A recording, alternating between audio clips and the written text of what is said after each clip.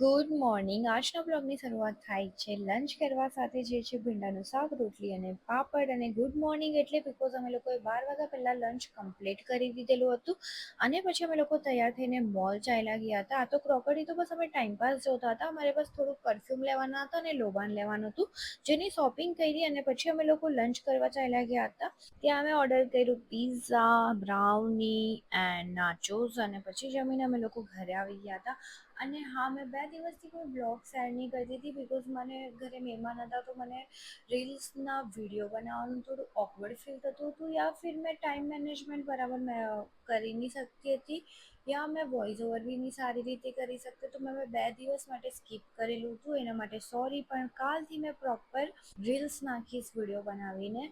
અને હા, અમે લોકો પછી ઘરે આવીને ચા પીધી, ડિનરની તૈયારી કરી અને ડિનરમાં મેં બનાવવાની હતી પનીર રેવ, જેની રેસીપી મેં ઓલરેડી બીજા વિડીયોમાં નાખી ચૂકી છું, એટલે મેં પ્રોપર વિડીયો નહીં લીધો. અને એના જ સાથે આજનો બ્લોગ અહીંયા પૂરો કરું છું. બાય.